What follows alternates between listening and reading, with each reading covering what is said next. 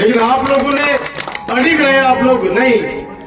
राजकुमार उसने काम किया तो हम पीठ उसी के थपथपाएंगे, क्योंकि आईएन ऑफिस इसी बजट में लाऊंगा और वो आपका आईएन ऑफिस आपकी सेवा में समर्पित कर दिया। अब आपके आशीर्वाद से 220 केबी का जीएसएस नवलगढ़ ले आए हैं। कहीं सोचे ना कि माली सरकार आ जाएगी तो मैं कर देगा, अरे थाली सरकार में और ज्यादा ताकतवर है वो राजकुमार। अभी 19 जिले जो मुख्यमंत्री जी ने घोषित किए तो क्या वो सिर्फ कांग्रेसियों के किए, क्या राजस्थान की जनता के लिए किए, जिसमें बीजेपी के भी एमएलए आते हैं, एमपी आते हैं 25। नवलगढ़ विधानसभा की गढ़वालों की ढाणी में नवलगढ़ विधायक सीएम सलाहकार डॉक्टर राजकुमार शर्मा ने कैरू से वाया गढ़वालों की ढाणी कुमावास में नवनिर्मित सड़क का लोकार्पण किया। इससे पहले ग्रामवासियों ने गढ़वालों की ढाणी के मैन स्टैंड से डीजे व मोटरसाइकिल से कार्यक्रम स्थल तक रैली निकाली। डॉक्टर शर्मा के स्वागत में ग्रामवासी उमड़ पड़े। हर कोई अपने लाडले का इंतजार कर रहा था। जैसे ही डॉक्टर शर्मा कार्यक्रम स्थल पर पहुंचे तो सभी ग्रामवासी अपने लाडले को आशीर्वाद, प्यार, दुलार देने में लग गए। इस मौके पर नवलगढ़ विधायक डॉक्टर राजकुमार शर्मा ने कहा, कुमावास आसपास की 8-10 पंचायतें आईएन ऑफिस के लिए खूब कोशिश कर रहे थे कितने सालों से। बच्चे धरने पे भी बैठे, कई दिनों तक ये अनशन पे भी रहे। मैंने कहा भाई, जब कुमावास पीएससी प्राथमिक स्वास्थ्य केंद्र का जब उद्घाटन होना था तो उस समय उद्घाटन के अंदर मैं धन्यवाद देना चाहूंगा कुमावास वालों का कि जब सरकार में आपके आशीर्वाद से मैं मंत्री था तब कुमावास में पीएससी खोली और उसके बाद के अंदर अपनी सरकार नहीं रही, फिर दूसरी सरकार आई तो गांव वालों ने साफ शब्दों में मना कर दिया कि नहीं, उद्घाटन हम जिन्होंने खोली है उनसे करवाएंगे। तो इससे हौसला बढ़ता है, दूसरों से भी करा लेते तो क्या फर्क पड़ता, मुझे तो मेरा काम करना था, मैंने कर दिया। लेकिन आप लोगों ने अड़िग रहे, आप लोग नहीं। राजकुमार उसने काम किया तो हम पीठ उसी के थपथपाएंगे। और उस दिन मैंने घोषणा करी थी कि आईएन ऑफिस इसी बजट में लाऊंगा और वो आपका आईएन ऑफिस आपकी सेवा में समर्पित कर दिया। अब उससे बड़ा जो काम, जब लाइट चली जाती है तब हम कालेर साहब को, संजेश को, इनको गजेंद्र को, इनको फोन करते हैं कि तो ये कहते हैं शिकरू कटेड़ी है, एक बोले शिकरू कटेड़ी 220 केबी। अब आपके आशीर्वाद से 220 केबी का जीएसएस नवलगढ़ ले आए हैं, ये नवलगढ़ ले आए हैं।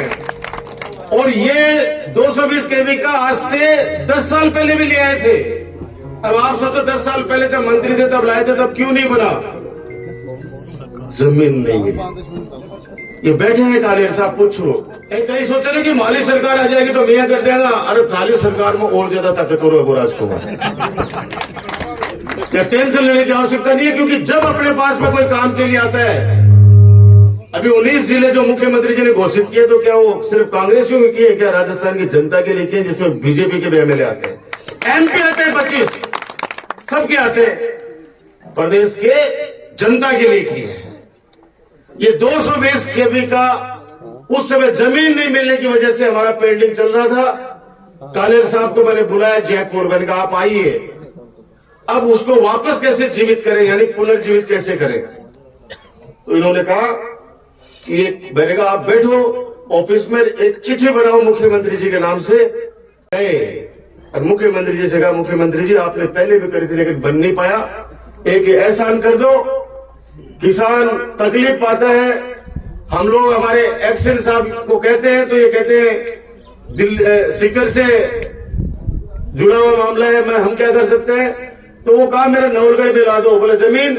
मैंने कहा हमने नवलगढ़ से निकलते ही बेरी सीमा पर जमीन की तलाशी कर ली है, यानी ये नवलगढ़ बेरी सीमा पर ये 220 केबी का जीएसएस बनेगा। ये आपके आशीर्वाद का फल है। एक पीएचडी विभाग में अभी तक हमारे यहाँ पे आईएन ऑफिस था नवलगढ़ में, अब आपके आशीर्वाद से एक्शन ऑफिस नवलगढ़ में खुल गया है। एक्शन आने से अच्छी मॉनिटरिंग होगी, प्रभावी मॉनिटरिंग होगी। जहां कहीं भी पीने की दिक्कत आएगी, पानी की दिक्कत आएगी, एक्शन, आईएन, जैन मिलके और उस काम को और ज्यादा सुचारू रूप से कर देंगे। एक पीड़ा, अभी ब्लड बैंक आया है, अब ब्लड डोनेशन करने के लिए हमें सीकर जयपुर की टीमें बुलाने की आवश्यकता नहीं है। अब हमारे डिस्ट्रिक्ट हॉस्पिटल नवलगढ़ में ही ब्लड बैंक की स्थापना होने जा रही है। ब्लड बैंक आ जाता, ट्रोमा सेंटर भी आ जाती, एमसीएच विंग भी। ये जो रेफरल जो सिस्टम है ना, रेफरल एक्सटेंड हो जाता है। और आज मैं लेट की हूं, मेरी माता बहनों, युवा साथियों, बुजुर्गों, आज खतरनाक एक्सीडेंट हुआ आपके बेटे का। आप लोगों की दुआओं ने बचा लिया। बागोरा के अंदर गाड़ी आ रही थी, पिताजी आगे आगे बैठे थे, मैं उनके जस्ट पीछे बैठा था, ये पीएसओ बैठे थे सारे। एक अचानक घोड़ी जो पालतू घोड़ी को छोड़ देता है सड़क पे, अचानक खड़ी थी, अंदर आ गया।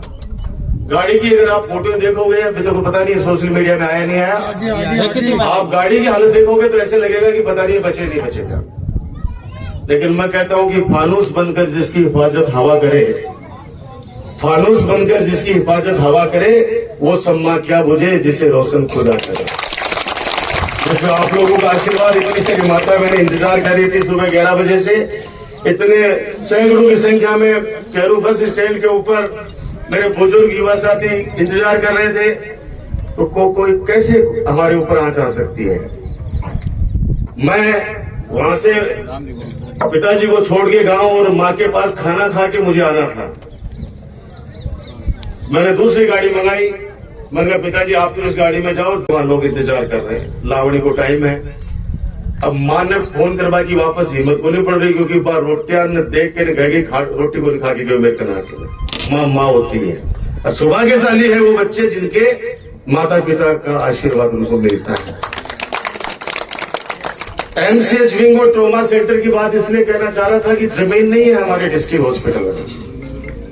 आपके राजकुमार को बहुत बदनाम किया गया, बदराना बदराना बदराना। आज वो अगर प्रॉब्लम सोल्व हुई होती ना, तो आज ट्रोमा सेंटर भी अपने नवलगढ़ में आता और एमसीएच विंग भी आती, 50 डॉक्टरों की बढ़ोतरी और होती, 100 डॉक्टर मेरे हॉस्पिटल में काम करते, किसी को जयपुर दिल्ली रेफर करने की आवश्यकता नहीं पड़ती।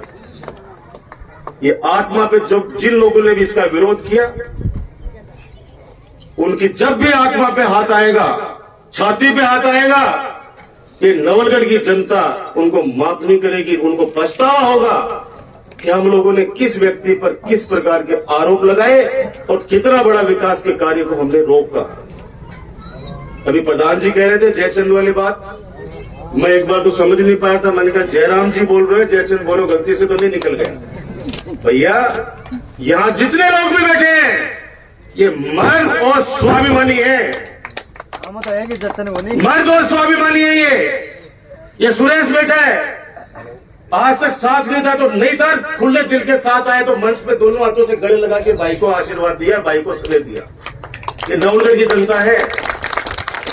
जिस भी गांव के अंदर अगर हमें कह दिया कि बैठे निमिचंद जी भाई साहब, जब मैं जेसू सर के अंदर गया पहले चुनाव में, तब इन्होंने मेरे को कान में कहा कि मन आपके साथ है लेकिन हम जुबान किसी को दे चुके हैं।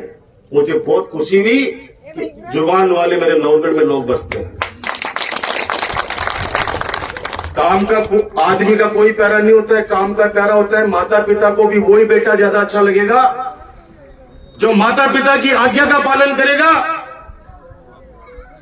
और घर में कमा के लाएगा। गुरु को वही शिष्य अच्छा लगेगा जो पढ़ाई में इंटेलिजेंट होगा। गांव के अंदर भी वही बच्चा गांव वालों को अच्छा लगेगा जो सबको प्रणाम करेगा। हाड़ी बीमारी के अंदर घर पे जाके पूछेगा कि आपके कोई तकलीफ है तो हमें बताओ। अगर कोई गांव में किसी इज्जतदार आदमी का इज्जत खराब करेगा, उस व्यक्ति की इज्जत कोई नहीं करेगा। गांव के अंदर माता पिता की जो इज्जत खराब करेगा, गांव में अगर वो जोड़ों के चले, घर अगर माता पिता की इज्जत खराब करे, वो 12 के चोड़ों के चले, तो उसके की भी डर के ना रहे, डर के नाते भी सो हाथ जोड़ ले कोई गेल सो तो कहो कि वो दुष्ट है। काम को प्यार करते हैं आप लोग, मेरी सेवा को।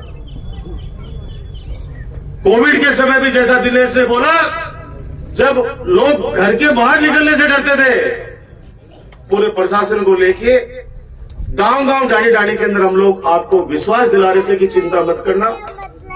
3 महीने का लॉकडाउन जरूर लगा है, हमारे राज्य में भूखा व्यक्ति उठेगा जरूर, लेकिन हम भूखा सोने नहीं देंगे। और जिस भी जरूरतमंद व्यक्ति ने आवाज लगाई हमारे इन कार्यकर्ताओं को, सुरेश, जान हथेली पे लेके आप लोग वहां तक राशन भी पहुंचाया, दवाइयां भी पहुंचाई उनके घर घर तक। आप सब लोग उस बात के साक्षी हैं। प्रशासन गांव के संग भी मैं कहता था आपको कि 4 साल 4.5 साल निकल जाए तो उसके बाद में बरसाती मेंढक आएंगे, जातिवाद के नाम पर भड़काएंगे। कह रहे नौनगढ़ का मैं मंदिर तोड़ दिया, क्या कहानी है आप लोगों को पता ही नहीं है। मैं पत्रकारों के माध्यम से कहना चाहता हूं कि नवलगढ़ में या गांव के अंदर जहां भी सेठों की हवेलियां हैं, अभी रूंगटा जी मिले थे अपने ओम जी भाई साहब, रूंगटा जी दिनेश कह रहा था कि हमने सेठ जी को तैयार कर लिया और ये सर्किल बनेगा, कैरू का जमीन दान कर रहे हो, नगर सेठ है। मैंने तो उनको क्या बोला कि आप नगर सेठ हो, नगर सेठ हो। नवलगढ़ में, मुकुंदगढ़ में, डुल्लौद में, परशुरामपुरा में, जहां जहां भी हमारे ये सेठ विरासते थे या विरासते हैं, उनकी बड़ी बड़ी हवेलियां हैं। कोई न कोई किसी न किसी मुनीम को उन्होंने रख रखा है, पता है ना आप सब लोगों को। अब उनकी पहली पीढ़ी दानी थी, दूसरी पीढ़ी दानी थी, तीसरी पीढ़ी का भी अटैचमेंट था गांव के प्रति, अपने पूर्वजों के प्रति। लेकिन चौथी पीढ़ी, अब ये नए मोबाइल वाली पीढ़ी आ गई, उनको इंटरेस्ट नहीं है कि हम लोग जाके जात जुड़ूले जाके सालासर बालाजी करें, हमारे नौलगढ़ करें। अब वो लोग जो चौथी पीढ़ी है उनको बेचना चाहती है। उसका दूसरा रूप और देखिए, क्यों बेचना चाहती है। जब वो लोग आते हैं उस हवेली में, तो जिस आदमी को छोड़ रखा है वो आते कहता है कि भाग जाए, यहां से अंदर नहीं आने दूंगा। अब फिर सोचो, अरे गढ़वाली नाली में थारी हवेली में सुते चला जाओ, सिकर बस जाओ और कोई ने सौंप जाओ कि तू बाली जाए, तू ढेर मालम है और बाद स्वामी करमान बालाजी के ढ्याओ, और वो आता ही लट लेके अंदर बारह खड़े हो जाए तो मां किया गुस्सा को चल बारे, तो आदमी क्या करेगा, कमजोर आदमी नहीं तो कहो बाकी भाई इज्जतदार आदमी, शरीफ आदमी की बदमाश मुल्कुल लक्ष्य बिल, वो आदमी शरीफ है। कौन है जो मां में बैठे लेकिन बैठे कि तू तो पैसा मांग लीजिए, सेठ कर सोता अतः पैसा मांग लीजिए। वो सेठ के अगर पाछे कोई दमदार आदमी ने भी को सौदो कर दे और वो कहीं मैं देख लूंगा और वो फोन पावलो लेकिन भी सो चलो जाए। अब भी के बाद मगर वो नोरो कोई छोड़े तो भी राजकुमार बेटा सो आगो क्योंकि बकरी नहीं बेवा तो राजकुमार जिम्मेदार ठहरा। अरे कंपटीशन करना, एक मुंह से शब्द नहीं निकलता उन लोगों का कि नवलगढ़ में इतने बड़े बड़े काम हो रहे हैं कि एक बार झूठी साची कम से कम ये तो कह दे कि नहीं, काम तो वो कर रहा है, सेवा तो वो कर रहा है। जिन्होंने अपनी पैतृक हवेली के अंदर मंदिर का जीर्णोद्धार करने के लिए गोयनका परिवार ने कोशिश की, उनको इतना विचारों का चरित्र हनन कर दिया कि कल उन्होंने वीडियो जारी करके रोने लग गए कि मेरे पूर्वजों की धरती के ऊपर मेरा अपमान हो रहा है। मैं मेरे परिवार में, मेरे नौरे के अंदर मेरे मंदिर को, मैं मेरे पितरों को मैं अच्छा रूप देना चाहता हूं। लेकिन जो व्यक्ति वहां पे काबिज था, उसने उस गोयनका से 15 लाख रुपए किस बात के लिए भाई? गांव के 50 लोगों ने बैठ के किस बात की पंचायत करा के और उसको 15 लाख रुपए दिवाए, और जब 15 लाख लेके वो निकल गया वहां से, आपको पता है कि वहां पे पुलिस गई तो कितनी शराब की बोतलें मिली शिवजी मंदिर के आसपास? आप वीडियो देखना, वहां के हालात दिखाइएगा। सच को अगर सच कहना बगावत है तो डॉक्टर राजकुमार हमेशा बागी था और बागी रहेगा।